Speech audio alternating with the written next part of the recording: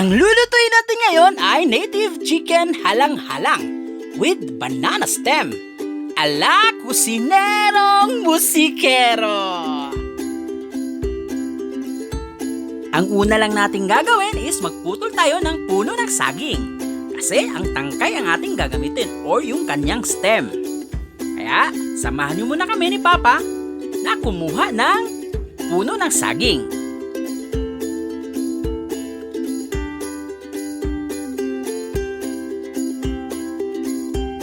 At ito na yung ating nakuhang puno ng saging.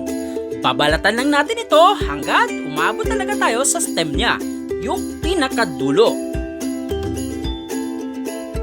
Konting balat na lang ito at makukuha na din natin ang kanyang tangkay or ang kanyang stem.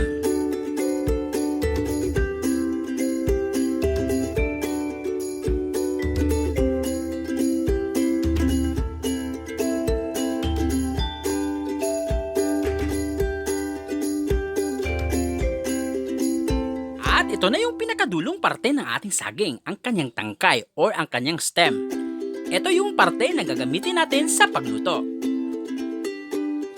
At ito na yun guys, ito na yung tangkay ng ating saging o yung stem ng ating saging. Tara, samahan nyo kung hiwain natin ito ng maninipis.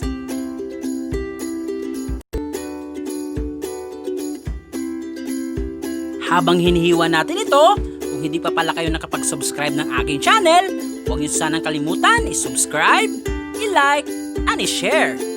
At i-click nyo na din ang ating notification bell para updated po kayo sa mga susunod kong videos.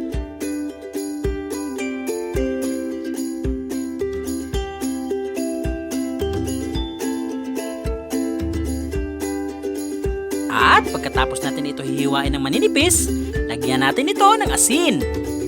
At pipigain natin ito ng gusto para lumabas ang kanyang katas, para hindi mapait yung ating. Pagkatapos natin itong pigain, huhugasan natin ito ng tubig at pigain natin itong muli.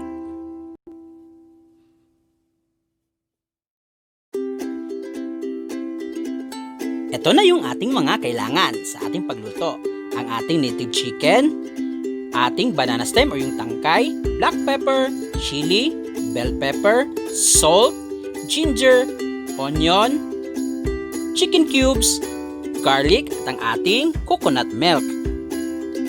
Umpisahan na natin itong lutuin. Sindihan lang natin yung apoy at painitin natin muna ang ating kawali. Pag uminit na ito, ilagay na natin yung ating cooking oil. Pagkatapos, igisa na natin yung ating luya,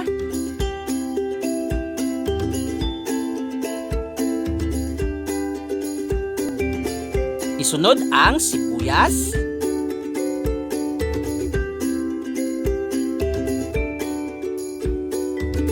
at ang ating bawang. At ilagay ang bell pepper. At pagkatapos, ilagay na natin yung ating chicken.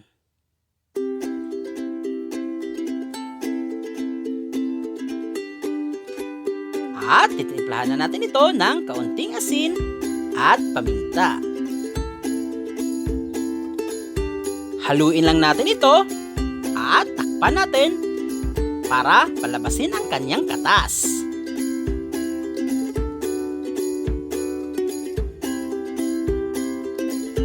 Kung sa tingin nyo nag-reduce na yung katas ng ating chicken, ilagay na natin yung ating pangalawang gata.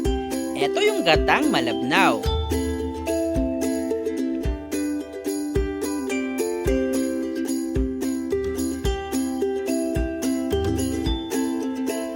At lagyan na natin ito ng pampalasa, ang ating chicken cubes. Pagkatapos, takpan natin ito for at least 15 minutes para ito ay palambutin. After 15 minutes, ito na yung ating chicken. Mukhang malambot na ito. Kaya, ilagay na natin yung ating stem o yung tangkay ng ating saging.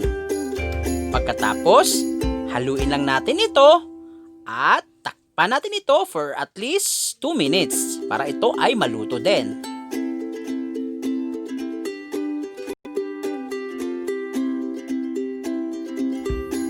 After 2 minutes, mukhang luto na yung ating stem o yung tangkay ng saging.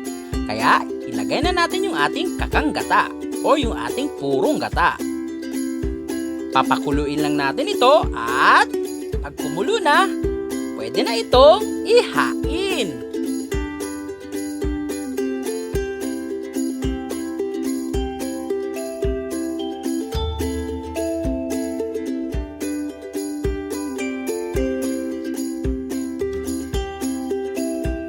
Charan! Ito na yung ating native chicken halang-halang with banana stem.